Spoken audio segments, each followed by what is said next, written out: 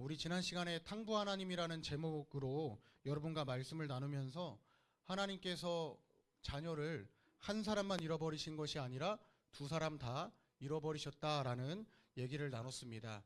하나님께서 두 자녀를 모두 잃어버리셨는데 하나님께서는 많은 사람들이 하나님뿐만 아니라 하나님의 자녀들을 잃어버렸다는 사실을 여러 사람들이 알기를 바라신다는 그 말씀을 나눴습니다. 잃어버린 것을 찾았을 때 그 기쁨을 알기를 원한다는 말씀을 나눴습니다. 그래서 하나님께서 잃어버렸던 둘째 아들을 찾으시고 나서 어떤 일을 하셨죠?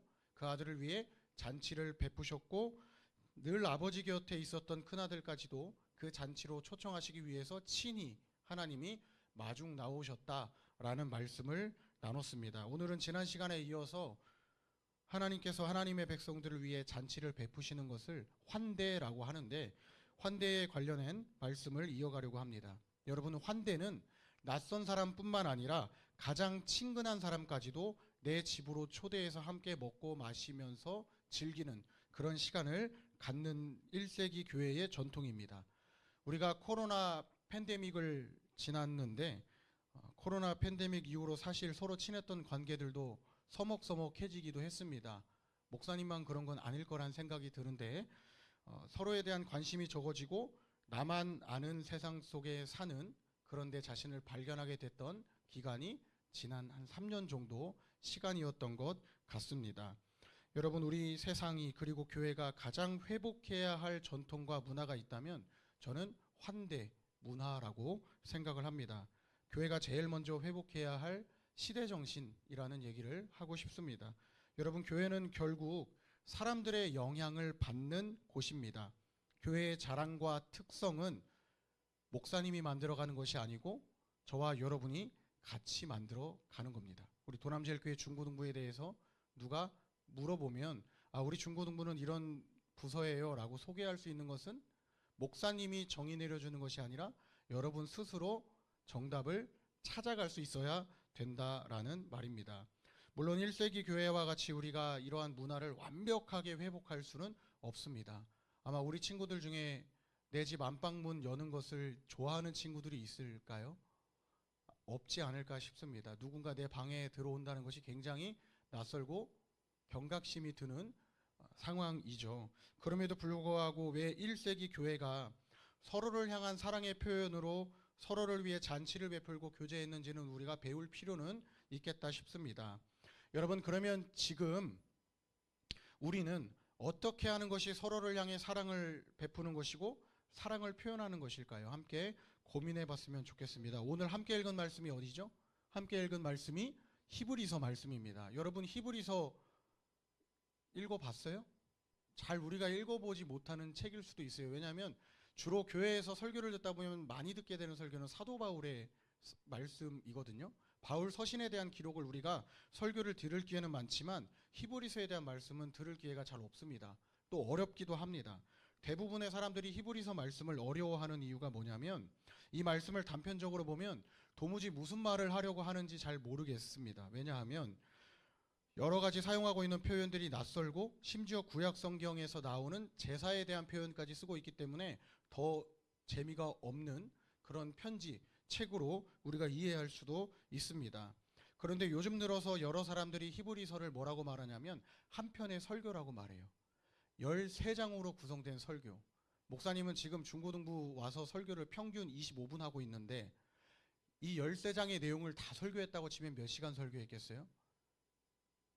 더듬더듬 글을 읽으면 하루 종일 설교했을 수도 있겠죠. 그만큼 긴 내용의 말씀을 한 편의 설교로 전했지만 성경은 13장으로 쪼개서 구분을 해놓고 있습니다. 그래서 사실 1장부터 13장까지 다 읽어봐야 히브리서 말씀이 이런 얘기를 하려고 하는구나 라는 걸 이해할 수 있거든요. 히브리서가 주로 전하고 있는 내용은 예수님이 하나님의 아들이시고 또 예수님이 제사장이시고 예수님 안에서 구약 성경의 제사가 다 성취되었다라는 것을 말씀하는 편지이고 동시에 설교입니다. 그리스도로 인해 그분 안에서 성취된 하나님의 백성들을 향한 구원 계획이 우리를 평안이 있는 안식의 상태로 인도했고 앞으로도 인도할 것이라는 것을 점점 확장해서 보여주고 있습니다. 하나님의 구원 계획이 성취됐고 평안이 있는 안식의 상태로 인도되는데 이게 언제까지 간다고요? 예수를 믿는 믿음 안에서 행함이 나타나게 되는데 이것이 지금까지도 우리에게 가르쳐지고 전해지고 있다라는 거예요. 그러니까 1세기 교회 사람들만 안식이 있는 상태에 머무르는 것이 아니고 1세기 교회의 사람들만 믿음 안에서 행함이 나타나는 삶을 살았다라는 것이 아닙니다. 여러분, 믿음이라고 하는 것은 예수를 믿는 것을 우리가 믿음이라고 말하는데 단순히 관념이라고 해서 우리 머릿속에만 있고 우리 마음 안에만 있는 것이 믿음이 아닙니다. 우리가 믿는 믿음을 어떻게 표현할 수 있을까요? 우리 머리와 마음에만 머무는 것이 반드시 행해져야 됩니다. 그것이 바로 믿음이라는 것을 성경이 말하고 있습니다. 제 말이 틀리지 않았다는 것을 야고보서 말씀에도 보면 알 수 있습니다. 야고보서 2장 말씀에 기록되어 있는데요. 야고보서 2장 17절 말씀을 보니까 이와 같이 행함이 없는 믿음은 그 자체가 죽은 것이라고 말했습니다. 그리고 20절 말씀을 보니까 뭐라고 우리에게 다시 질문을 하냐면 허탄한 사람아 행함이 없는 믿음이 헛것인 줄을 알고자 하느냐라는 질문을 합니다. 여러분, 믿음하면 떠오르는 성경 인물이 누구예요? 믿음하면 누가 떠오르죠? 없나요? 아브라함이 떠오를 거예요. 대표적인 인물이죠. 아브라함이 하나님께 이삭을 바치려고 했을 때 하나님이 아브라함의 그 믿음을 아신다는 말씀을 했습니다. 네가 나를 경외한다는 것을 안다는 말씀을 그제서야 하셨습니다. 하나님의 말씀을 순종하는 것 그리고 그 순종에 따라 무언가 행하려고 했을 때 하나님은 아브라함의 믿음을 의롭다고 말씀해 주셨습니다. 히브리서와 야고보서에서 공통적으로 말하고 있는 믿음의 내용은 이렇습니다. 여러분, 히브리서 11장 8절에서 10절에 있는 내용이거든요. 믿음으로 아브라함은 부르심을 받았을 때에 순종하여 장래의 유업으로 받을 땅에 나아가는데 갈 바를 알지 못하고 나아갔다고 말씀합니다. 그리고 그가 믿음으로 이방 땅에 있는 것 같이 약속의 땅에 거류한다는 이 말은 이방 땅이 약속의 땅이라는 것을 믿고 그 땅에 머물렀다는 말입니다. 여러분 그거 아세요? 하나님이 아브라함의 가나안 땅을 약속하셨는데 아브라함이 가나안 땅에 오래 살지 않고 다시 그 땅에서 나왔어요. 근데 이스라엘 백성들이 나중에 그 땅에 들어가요, 안 들어가요? 들어갑니다. 아브라함은 가나안 땅이 약속의 땅인 것을 믿었습니다. 그러면서 그가 바랬던 것은 하나님이 계획하시고 지으실 터가 있는 성을 바랬다라는 말씀을 기록하고 있죠. 여러분, 하나님을 아는 것에서 그치지 않고 믿음은 반드시 결과가 따릅니다. 여러분, 성경이 수많은 인물들의 믿음을 히브리서 11장 내용을 보면 특히나 많은 인물들의 믿음을 표현하고 있는데 왜 이렇게까지 믿음을 설명하고 있을까요? 이와 같이 너희들도 하나님을 믿는 믿음 안에서 하나님을 기쁘시게 하라는 거죠. 이런 의미에서 히브리서와 야고보서를 초대교회 교부들은 교회의 아버지라는 표현인데 먼저 우리보다 앞서 사신 신앙의 선배들은 히브리서와 야고보서를 뭐라 그랬냐면 믿음의 부록이라 그랬습니다. 야고보서와 히브리서를 가리켜 신약의 감추인 두 개의 보석, 믿음의 부록이라 말했습니다. 믿음에 대해서 자세하게 설명하고 있으니까요. 여러분 혹시 문학 작품 좋아하십니까? 저는 굉장히 감수성이 풍부한 사람은 아닌데 가끔 시를 읽으면 멍 때릴 때가 있습니다. 그 시 내용을 보고 감수성이 1cm 정도 자라는 때가 있어요. 제가 최근에 읽었던 시 중에 제 마음을 때렸던 시가 있습니다. 소개해드리겠습니다. 들어봤나요? 혹시 방문객이라는 시? 정현종 시인의 방문객이라는 시인데요. 제가 내용을 읊어드릴게요. 사람이 온다는 건 사실은 어마어마한 일이다. 그는 과거와 현재와 그리고 그의 미래와 함께 오기 때문이다. 한 사람의 일생이 오기 때문이다. 부서지기 쉬운, 그래서 부서지기도 했을 마음이 오는 것이다. 그 갈피를. 아마 바람은 더듬어 볼 수 있을 마음, 내 마음이 그런 바람을 흉내낼 수 있다면 필경 환대가 될 것이다 라는 내용입니다. 제가 왜 이 시를 읽었냐면 히브리서 말씀이 이제까지 예수님이 하나님의 아들이시고 제사장 중에 제사장이시고 우리를 평안과 안식이 있는 곳으로 인도하실 분이라는 것을 가르치면서 믿음을 강조하고 믿음이 없는 사람들에게 어떤 형벌이 따를지를 말씀하고 있기 때문이거든요. 그러고 나서 믿음에 대한 구체적인 내용으로 믿음이 없는 사람이 되지 말고 믿음이 있는 사람이 되어 그 믿음을 행하라고 하실 때 제일 첫 번째 히브리서 13장 1절 말씀이 가르치고 있는 내용이 바로 우리가 주목해야 할 말씀입니다. 그 가르침이 뭐죠? 따라해 볼까요? 형제 사랑하기를 계속하라. 이 내용을 보면 자매들은 그런 질문을 던질 수 있죠. 그럼 자매는요? 다 포함됩니다. 대표성을 띠고 형제라고 했지 형제 자매 다 포함하는 내용이에요. 형제 자매 사랑하기를 계속하라. 그러면 여기서 질문. 여기서 말하는 형제와 자매란 나와 살과 피를 나눈 내 형과 내 누나를 말하는 걸까요? 내 동생을 말하는 건가요? 누구를 말하는 걸까요? 우리 양옆에 앞뒤 다 쳐다볼까요?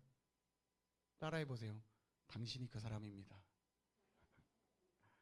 성경이 말하고 있는 형제 자매는 저와 여러분을 다 포함합니다. 여러분, 그리스도를 믿는 신앙 공동체를 우리가 교회라고 하는데요. 교회에서만 사용하는 표현이 있죠. 형제 자매. 여러분이 지금은 지은이, 은서 이렇게 서로 친구 이름을 부르는데 이제 지은이와 은서와 상관없는 누군가 오면 이제 와갖고 그러거든요. 강은서 자매님 안녕하세요. 이렇게 인사하거든요. 굉장히 낯선 표현일 수 있어요. 그런데 왜 교회 안에서 이런 표현들을 사용하냐면 우리가 비록 피를 나누진 않았지만 예수 그리스도 안에서 형제 자매 됐다는 것을 고백하는 마음에 하거든요. 교회 다니지 않는 사람들이 되게 이상하게 생각하는 표현이에요. 우리 은식이 형제 이렇게 얘기하고 막 하연이 자매 얼마나 어색합니까? 이런 표현 그냥 우리는 시원하게 은식이 하연이 이렇게 말 놓고 싶잖아요. 그게 자연스럽잖아요. 근데 다른 누군가는 그렇지 않다고요. 여러분 나이 더 들어가면 더 어색해지는 표현 쓰는 거 아세요?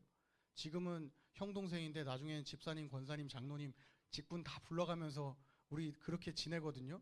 교회라고 하는 것이 그런 곳이에요. 신앙 안에서 모였기 때문에 역할이 나뉘고 또 직분이라고 하는 것이 정해져 있기는 해요. 그런데 한 사람 한 사람을 가리켜 이런 표현을 쓸 때 히브리서 설교자는 통틀어서 형제라는 말을 하고 있는 거예요. 형제 사랑하기를 계속하라. 왜 형제 사랑하기를 계속해야 될까요? 아마도 당시 이 1세기 교회 히브리서 편지를 읽었던 이 사람들은 공통적으로 누군가의 도움이 필요한 고난을 같이 겪고 있었던 것 같아요. 그래서 서로에 대한 사랑이 너무나 절실했고 너무나 필요했던 것이죠. 그리고 또 한 가지는 여러분 한 사람 한 사람이 너무 귀하기 때문입니다. 여러분 한 사람 한 사람이 누군가의 자녀이고 또 언니이고 오빠이고 동생이기 때문에 우리 존재 자체가 너무 귀하기 때문에 성경은 형제 사랑하기를 계속하라고 말씀하는 거죠. 히브리서 12장 2절 말씀을 보면요. 믿음의 주여 또 온전하게 하시는 이 예수를 바라보자라는 도전을 합니다. 그는 그 앞에서 있는 기쁨을 위하여 십자가를 참으사 부끄러움을 개의치 아니하시더니 하나님 보좌 우편에 앉으셨느니라. 하나님 보좌 우편에 앉으신 예수님이 부끄러움과 수치를 당하시고 기쁨을 위하여 십자가를 참으셨다는 거예요. 그리고 그 과정 가운데 지금 히브리서의 글을 읽고 있는 사람들이 나아가고 있는 겁니다. 여러분 부끄러움을 참아야만 할 일을 교회가 겪고 있다는 것은 서로의 부끄러움을 가리기 위해서입니다. 오히려 우리의 부끄러움을 더 드러내고 아픈 살을 도려내자는 말이 아니라 그 아픈 살을 조금 더 상처를 싸매기 위해서 우리의 아픈 곳을 나누자는 내용이거든요. 여러분 서로 사랑하는 교회의 모습을 보면 사람들이 어떻게 생각하겠어요? 교회 바깥에 있는 사람들은요. 교회 다니는 사람들의 모습은 저렇구나라고 생각합니다. 우리의 모습을 누군가 바깥에서 봤을 때 행복하고 화목한 모습을 보면 아 교회는 화목한 곳이구나. 그런데 맨날 우리가 와서 다퉈요. 그럼 교회 오고 싶겠습니까? 아 교회 가면 맨날 돈 내고 다툰다고 생각할 거 아니에요. 교회는 그런 곳이 아니죠. 교회는 오면 즐거워야 되는 곳이에요. 아침에 눈 뜨면 오기 싫은 곳이 교회여서 안 됩니다. 사랑하는 여러분, 여러분 한 사람 한 사람이 이곳에 모여 있다는 것은 정현종 시인이 말한 것처럼 어마어마한 일입니다. 여러분의 과거와 현재 그리고 미래 저는 잘 모릅니다. 여러분 제 과거 아시나요? 제 현재를 아세요? 우리 하원 선생님 끄덕끄덕 하는데 제 과거를 아는 것은 극히 일부분. 제가 얘기하지 않으면 다 몰라요. 그럼 지금은요? 지금도 여러분은 저를 주일날 보는 모습으로만 판단하실 거예요. 저도 여러분을 볼 때 마찬가지고요. 근데 사실 진짜 내 모습은 내 가장 가까이에 있는 사람이 말해주는 게 내 모습이거든요. 우리 엄마 아빠가 평가하는 여러분의 모습이 진짜 여러분의 모습이고, 우리 선생님들의 모습도 자녀들이 표현하는 그 모습이 진짜 우리 엄마 아빠의 모습인 거거든요. 그런데 우리 한 사람 한 사람이 교회 바깥에서 복음을 전할 메신저가 돼야 된다면 우리 과거와 현재 그리고 미래가 중요한 게 아닙니다. 우리 모두의 모습, 그 만들어가는 그 모습이 귀하다라는 것입니다. 여러분, 한 사람 한 사람의 존재 자체가 하나님 보시기에도 참 귀하고요. 여러분이 서로를 바라보아도 우리의 존재는 너무 귀합니다. 여러분의 가치를 높게 평가했으면 좋겠습니다. 보통 교회가 무엇인지 질문하고 답하면 우리는 하나님이 사랑하시는 하나님의 자녀들이 모인 곳이 교회입니다 라는 것 정도는 얘기할 수 있습니다. 그런데 만약 누군가 우리에게 그러면 왜 여기에 모였냐고 물어보면 우리는 하나님을 예배하기 위해 모였고 하나님을 믿는 믿음을 확인하기 위해 모였다라고 답할 수 있어야 됩니다. 우리가 드리는 예배는 하나님을 믿는 믿음을 확인하기 위해 드리는 시간입니다. 여러분, 세상 사람들이 예수 믿는 사람들한테 진짜 궁금해하는 게 뭔지 아세요? 뭘 궁금해할까요? 맨날 가가지고 야 너 죄인이야 너 지옥 가 이런 얘기 궁금해하지 않아요. 여러분의 삶을 궁금해해요. 예수 믿는 사람들의 그 삶, 믿음의 수준이 도대체 어느 정도에 이르러 있길래 저 사람이 저런 모습으로 살아갈까라는 것을 궁금해합니다. 그리고 그 모습을 보고 교회로 발걸음을 하고 싶어 하는 거예요. 그러면 언제 우리 믿음의 수준을 확인할 수 있을까요? 내 삶이 평안할 때? 내가 잘 나가고 있을 때? 절대 아니에요. 여러분의 삶이 가장 밑바닥에 있을 때, 삶의 큰 시련을 겪고 있을 때 여러분 믿음의 진짜 수준을 알 수 있어요. 그리고 그 믿음의 수준을 확인한다는 것은 결국 하나님이 내 삶을 인도해 주실 수 있는 분이라는 것을 고백하게 되는 거예요. 이제껏 내가 살아온 것 같고 내가 좋은 대학, 좋은 직장 찾아가는 것 같아도 그게 아니라는 것을 하나님이 알게 하시는 것이 바로 시련이고 고난이라는 거예요. 그런데 그게 하나님이 너무 마음 아프지만 우리를 사랑하신다는 사랑의 표현이거든요. 그 방법을 통해 하나님은 내가 있다는 것을 확인시켜 주실 때가 있다라는 거예요. 여러분, 우리 삶이 마냥 행복하고 순탄하지 않다 하더라도 이것은 어디까지나 우리 삶을 하나님께로 더 가까이 인도하시기 위한 과정일 뿐입니다. 여러분의 삶의 결과, 그 마지막 부점을 지금 찍지 않아도 돼요. 우리는 지금 그 과정을 지나고 있을 뿐입니다. 그런데 똑같이 예수님을 믿지만 삶의 고난을 만나면 누군가는 하나님께 소망을 두고 있지만 또 다른 누군가는 하나님을 향해 손가락질하고 하나님을 등지고 떠납니다. 이스라엘 백성들의 모습이 꼭 그랬죠. 출애굽하는 여정 가운데 보였던 삶의 모습을 보면 하나님을 믿는 믿음으로 가나안 땅에 도착해서 안식을 누렸던 것은 결국에 출애굽했던 출애굽 1세대가 아닙니다. 그들의 자녀, 그들의 손자들이 결국 그 땅을 차지했습니다. 그러면 그 부모들은 어디에서 생명을 거두었을까요? 광야 한복판에서 목숨을 거뒀습니다. 하나님을 향해 손가락질하고 떠났기 때문에. 서로 다른 모습을 보이고 있지만 만약 이 사람들 중에 하나님께로 그래도 소망을 두고 붙들린 사람들이 있다면 참 감사한 일이죠. 그리고 그 사람이 하나님께 소망을 붙들 수 있도록 누가 도와주는 걸까요? 하나님이 여러분 곁에 있는 친구들, 동료들을 통해서 여러분의 마음을 꽉 붙잡아 주시는 겁니다. 신앙생활은 결코 외롭게 하는 게 아니에요. 나 혼자 하는 게 아닙니다. 여러분 곁에 있는 친구와 같이 하는 겁니다. 그런데 사실 성경에 보면 더 좋은 친구가 있다고 얘기하거든요. 그 친구가 누굴까요? 제가 소개하지 않아도 여러분 마음 안에 계시는 분이십니다. 예수님이십니다. 요한복음 15장 14절 15절 말씀 보면 예수님이 이런 말씀하셨어요. 너희는 내가 명하는 대로 행하면 곧 나의 친구라. 그 전까지는 우리가 종이라는 그런 신분을 갖고 있었던 것 같아요. 예수님은 이제부터는 너희를 종이라 하지 아니하리니 종은 주인이 하는 것을 알지 못함이라. 너희를 친구라 하였노니 내가 내 아버지께 들은 것을 다 너희에게 알게 하였음이라 말씀하십니다. 예수님이 우리의 친구가 되실 때는 전제 조건이 하나 있어요. 예수님이 하시는 일이 무엇인지를 아는 사람, 그리고 예수님이 하시는 그 사역을 함께 동참할 수 있는 사람들이 바로 예수님의 친구라 불릴 자격이 있는 사람들입니다. 여러분, 우리가 친구 사귈 때 여러 가지 조건들 따지잖아요. 그렇죠? 제 친구가 되려면 일단 저랑 관심사가 같아야 됩니다. 그리고 제 친구가 되려면 저의 취미를 존중해 줄 수 있어야 됩니다. 가장 가까운 친구로 그래서 제 아내가 있는 것도 같아요. 여러분 어떠세요? 여러분 친구 사귈 때 따지는 거 있으세요? 모두가 만인이 다 내 친구인가요?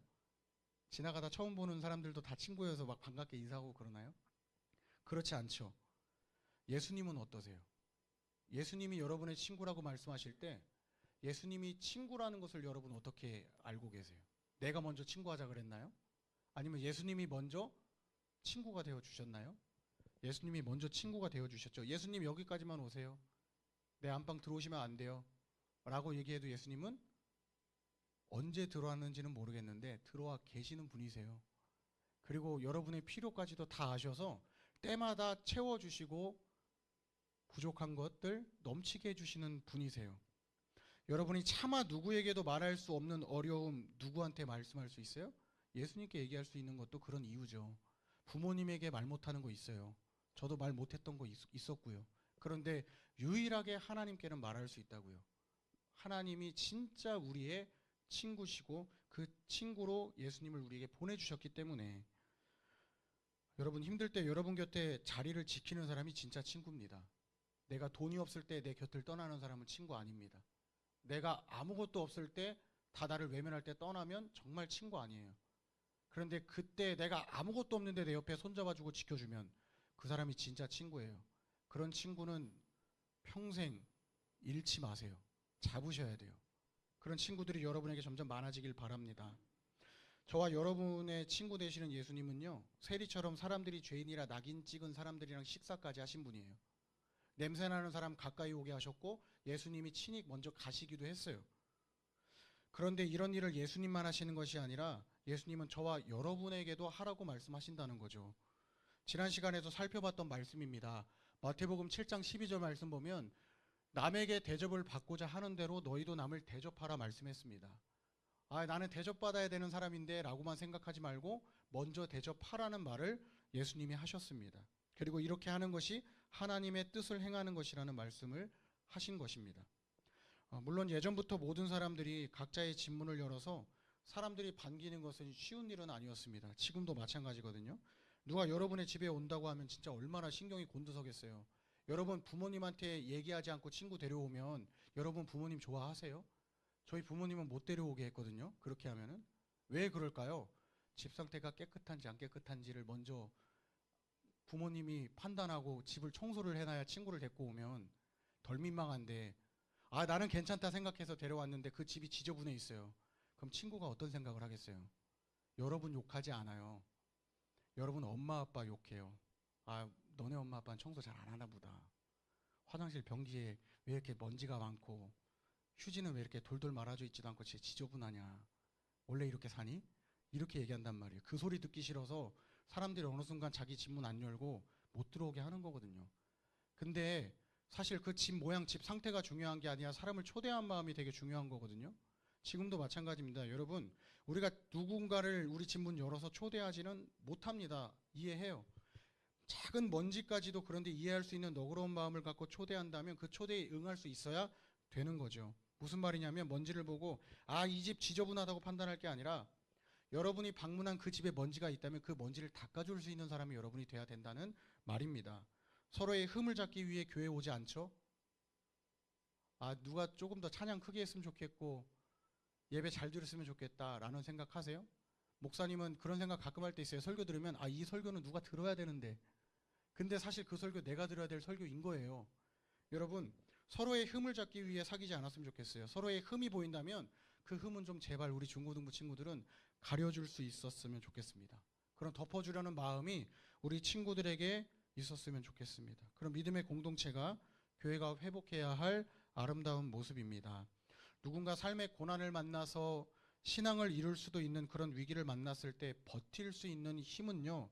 서로의 흠까지도 덮어줄 수 있는 가족과도 같은 모임 안에 있어요. 저는 목사님의 설교가 끝나고 나서 모이는 여러분의 반이 소그룹이 꼭 그런 모임이 됐으면 좋겠습니다. 언제 찍은 사진인지는 기억하시죠? 첫째 주에 찍었어요. 밝은 모습 잃지 않았으면 좋겠습니다. 1월 첫째 주에 여러분 정말 밝았거든요. 여러분, 각자의 집문을 열어서 모두가 구성원들을 초청할 수 있으면 좋겠지만 그러지 못하는 환경에 우리가 살고 있습니다. 허락받아야 될 것도 많고요. 그런데 서로를 섬길 수 있는 환대를 훈련하는 훈련의 장이 여러분의 반이고 여러분의 소그룹이라고 한다면 여러분의 모임을 통해 각자의 무너진 마음이 회복될 수 있었으면 좋겠습니다. 신앙과 삶의 용기를 얻고 함께 그리스도 예수 안에서 성장해 갈 수 있기를 소망합니다. 초대교회는 예수를 믿는다는 이유로 큰 고통을 받았습니다. 목에 칼이 들어와야 될 일들도 많았습니다. 반면에 우리는 너무 편하게 신앙생활을 하고 있죠. 예전처럼 예수를 믿는다는 이유로 저와 여러분의 목에 칼을 대는 분이 혹시 계세요? 교회 가지 말라고? 거의 없을 거예요. 많이 없어졌죠? 관심도 안 둡니다. 내가 교회 가는지 안 가는지 신경을 안 써요. 서로 무관심한 세상에 우리가 살고 있습니다. 그런데 하나님을 믿는 여러분의 믿음을 마귀가 여러 모양과 방법으로 공격할 텐데 그래도 우리는 끝까지 믿음을 지킬 수 있어야 합니다. 그 힘은 서로 하나 되게 하는 사랑에서 나온다고 저는 믿습니다. 이 설교를 듣게 될 사람들은 예수 그리스도께서 십자가에서 이루신 구원 사역을 부인하고 다시 짐승을 잡아 제사를 드려야만 하는 선택의 기로 앞에 서 있었습니다. 예수 믿는 신앙을 부인해야 할지 아니면 계속 고난을 받아야 할지 선택해야 했습니다. 히브리서 설교자는 이런 일이 일어나서는 안 된다고 말하면서 더 많이 더 자주 모이라고 했습니다. 형제 사랑하기를 계속하라 말한 겁니다. 그리고 이렇게 하는 것이 우리가 하나님을 섬기고 있다는 것에 대한 첫 번째 표징이라는 것을 말했습니다. 하나님을 믿는다면 누군가를 자발적으로 섬기려는 마음이 우리 마음 안에서 우러 나와야 하는 거예요. 우리 모임 안에서 소외되고 우리 모임 바깥으로 나가는 사람이 있어서는 안 됩니다. 그런데 이런 모임이 여러분 안에서만 머물러서는 안 되겠죠? 여러분의 모임을 통해 이 모임을 알지 못하는 사람들이 여러분의 모임을 궁금해해야 합니다. 더 많이 자주 여러분의 모임이 소문나야 합니다. 2절 말씀은요, 이런 의미로 손님 대접하기를 잊지 말라는 얘기를 한 거예요. 부지 중에 천사들을 대접한 이들이 있었느니라라는 말씀을 한 겁니다. 낯선 사람을 모임에 초대하고 집안으로 들이는 것, 큰 위험을 감수해야 하는 일이죠. 저 사람이 누군지 어떤 사람인지를 모르기 때문에. 그런데 그 위험까지도 감수해야 하는 것은 그 사람도 사랑이 필요한 사람이기 때문이라는 것입니다. 낯선 사람이 누군가 베푸는 사랑을 받고 그 사랑을 안다면 낯선 사람의 삶은 그 사랑으로 인해서 180도 바뀝니다. 그래서 여러분 모임 안에 사랑이 있어야 되는 거예요. 사랑이 없으면 여러분의 모임을 통해 한 사람의 삶이 변화되지 않습니다. 저는 저를 비롯해서 여러분이 이미 이 사랑을 경험한 사람이라고 믿습니다. 그러면 왜 우리는 낯선 사람에게 사랑을 베풀지 못하고 낯선 사람을 만나면 걱정부터 앞설까요? 아마도 지금 신앙생활을 하는 우리 상황이 지금 이 분위기에 너무 익숙해졌기 때문일 수도 있습니다. 그리고 여러분도 그렇고 다른 사람들도 서로에 대해서 작은 관심을 갖기보다는 모른 척 지나가는 게 일상이거든요. 헤어스타일이 어떻게 바뀌었는지, 신발 새로 샀는지 이런 거 관심 갖지 않잖아요. 그냥 오면 왔나 보다, 가면 갔나 보다 하는 게 사실 태만한 우리의 마음이거든요. 여러분, 그래서 우리는 우리끼리 지금 이 모습대로 신앙생활하는 게 행복할 수도 있어요. 낯선 사람을 받아들이고 있지 않기 때문에. 그럼에도 불구하고 목사님이 여러분에게 도전하고 싶은 것은요, 교회에 한 번 여러분이 올 때마다 이 자리에 앉아서 예배를 같이 드리고 우리 밤모임에 초대돼서 같이 어울리면 좋겠다는 친구가 누구일지를 떠올렸으면 좋겠어요. 도남제일교회 중고등부에 내가 중학교 1학년 때부터 봤던 친구가 내가 고등학교 1학년쯤 되니까 안 보이는 친구가 있을 수 있어요. 그 친구들이 여러분 마음 안에 떠올랐으면 좋겠어요. 그리고 친구의 인도를 받아 새로 교회에 온 친구들한테 갑자기 반갑다 하고 막 다가가면 도망갈 수도 있잖아요. 적당한 관심을 두고 이 모임 안으로 끌어들일 수 있는 그런 힘이 우리 도남제일교회 중고등부 친구들에게서 나올 수 있으면 좋겠다 싶습니다. 제가 놀랐던 것은 우리 친구들이 주일날 이렇게 예배를 드릴 때는 굉장히 분위기가 가라앉아 있는데 새벽 1시가 되면은 용사들이 되더라고요. 그래서 그런 생각을 제가 어제 공부하는 친구들한테 농담으로 그런 얘기 했거든요. 우리 도남제일교회 중고등부 예배를 새벽 1시로 옮겨야 될 것 같다고. 새벽 1시가 되면 여러분이 너무 밝은 거예요. 여러분끼리 그 시간이 행복하기 때문에 여러분이 즐거운 그 마음이 넘칠 거라는 생각도 듭니다. 근데 바라기는 형제들뿐만 아니라 누구까지도, 낯선 사람까지도 그 모임 안에 들어올 수 있도록 우리 모임이 더 활발해졌으면 좋겠다는 생각을 합니다. 아브라함을 보면 창세기 18절 말씀에서 집 문 앞에 앉아 있다가 땡볕에서 수고하는 세 사람을 보고 집 문으로 들이고 먹을 것과 마실 것을 다 제공하거든요. 그러고 나서 아브라함에게 임한 복이 뭐냐면 아브라함에게 자녀가 태어날 것이라는 소식을 듣게 돼요. 아브라함이 그 소식을 복음으로 듣게 됐습니다. 누군가를 환영하고 그 잔치를 베풀 때 우리에게 하나님이 전하실 기쁜 소식이 나타날 줄로 믿습니다. 좋은 마음을 갖고 사람을 대하면 대접을 받는 사람도 여러분의 그 마음의 의도를 알까요, 모를까요? 압니다. 싫은데 마지못해서 하는 거 다 티가 나요. 상대방이 모르지 않는다라는 말입니다. 정직하고 솔직하게 사람을 대하면 생각하지도 못했던 일이 복으로 선포되고 선물로 주어지는 것입니다. 그래서 우리가 이왕 인생 살 거 잘 살아야 되는 거예요. 정직하게 잘 살아야 하는 겁니다. 초대교회의 전통이었던 환대, 당시 사람들이 주로 섬겼던 사람들은 대부분 복음을 전하는 사람이었다고 합니다. 목사님처럼 설교하는 사람인데 돌아다니면서 집집마다 설교했던 사람인 거예요. 그 사람들을 집으로 들여서 먹을 것과 마실 것을 대접하고 심지어 잠자리까지 제공했다고 해요. 교회가 그리고 개인이 낯선 복음 전도자를 이렇게까지 섬겼던 것은 복음 전하는 일에 수고를 알았기 때문입니다. 여러분의 수고를 목사님이 모르지 않습니다. 학교에서 공부하는 거 그리고 교회 와서 이렇게 자리 지키는 거 쉽지 않습니다. 적당히 타협한다면 주일은 여러분에게 쉬고 싶은 날이죠. 그런데 그리스도께서 교회 공동체와 개인에게 하신 명령이고 마땅히 해야 할 일인 것을 우리가 알기 때문에 버티는 거라고 생각을 합니다. 안타깝게도 교회에 점점 방문객이 많아지는 것 같아요. 교회에 방문객이 많아진다는 것은 노터치. 나 예배 드리고 가니까 나 건드리지 마세요. 왔다 갑니다 하고 누구한테만 얼굴 도장 찍냐면 목사님한테 얼굴 한번 고개 들고 그 다음부터 고개 푹 숙이고 있고 그런 친구들이 점점 많아지고 있어요. 중고등학생 나이 때 말이죠.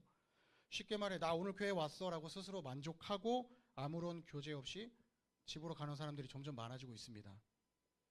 여러분 나이 때부터 지금 교회를 병들게 하는 이런 모습들이 끊어졌으면 좋겠습니다.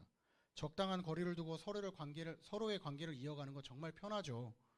그런데 신앙생활은 여러분의 편리를 위하는 것이 아닙니다. 제가 꼰대 같은 소리를 하는 건데 지금보다 조금만 더 깊은 관심을 서로에게 두고 단 한 사람도 소외되는 사람이 없이 서로 잘 어울릴 수 있으면 좋겠습니다. 목사님이 많은 것 바라는 것이 아닙니다. 여러분 세대의 특성 이해합니다. 제가 뭐라 그러죠? 제 세대가 밀레니엄 세대인데 밀레니엄 세대 같지 않은 밀레니엄이거든요. 정말 올드예요. 저는 제가 알아요. 올드한 거. 선생님 지금 웃으시는데 그런데 여러분 세대의 특성 제가 이해해요. 건드리지 않아야 되고 적당한 거리 있어야 되고 여러분의 시간이 중요한 거 이해합니다. 그런데 본래 교회라고 하는 것은 우리 생활처럼 나 혼자 나 편리만을 위해서 하는 게 아니라니까요. 때로는 내가 불편해도 그 불편함을 감수해야 될 때가 있어요. 내가 찬양하는데 뛰기 싫은데 뛰어야 할 때가 있고 내가 설교 듣기 싫은데 설교 들어야 하는 때가 있어요. 그게 신앙생활이에요, 여러분. 하나님이 교회를 세우신 목적을 생각하면 여러분의 모임 안에는 웃음이 끊이지 않아야 됩니다. 하나님이 기뻐하시는 제사 그리고 예배는요. 여러분이 이곳에 와서 하나님께 하나님 저 교회 왔어요. 얼굴 도장 찍고 갈게요. 그리고 다음 주에 올게요가 아니라 예배를 여러분의 삶에서도 계속 드리려고 하는 그런 귀한 마음이 흘러 넘쳐야 된다라는 것입니다. 여러분 우리의 예배는 오늘 말씀 제목처럼요. 멈출 수 없습니다. 끝이 없습니다. 여러분 학교에서 공부하는 것도 예배입니다.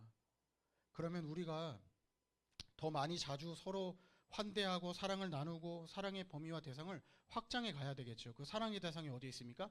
교회 바깥에서 생각하면 학원 선생님, 교회 왜 가냐고 욕하는 그 선생님, 그리고 여러분 학교에서 만나는 친구들 다 여러분이 사랑하고 섬겨야 할 대상입니다. 제가 얘기했죠. 사랑의 힘은 삶의 위기를 만났을 때 위기를 넘어서게 합니다. 오늘 말씀의 결론입니다. 한 사람이 우리에게 오는 것은 어마어마한 일입니다. 그 사람의 과거와 현재 그리고 미래까지 함께 오는 겁니다. 그래서 여러분의 모임이 위대한 모임입니다. 마음껏 자랑스러워하고 여러분의 모임을 더 행복하게 만들어갈 수 있길 바랍니다. 그리고 여러분의 모임을 궁금해하는 사람을 자연스럽게 여러분의 모임 안으로 초대할 수 있길 바랍니다. 마태복음 25장 34절에 따르면 35절에서 36절에 나오는 이 말씀을 가리켜 하나님의 나라를 상속받은 하나님의 자녀들이 마땅히 해야 할 일이라고 하고 있습니다. 내가 줄일 때에 너희가 먹을 것을 주었고 목마를 때에 마시게 하고 나그네 되었을 때에 영접하고 헐벗었을 때 옷을 입혔고 병들었을 때에 돌보았고 옥에 갇혔을 때에 와서 보았다는 것은 결국 누구에게 한 것이라는 걸까요? 예수님에게 한 것이라는 말씀을 하셨습니다.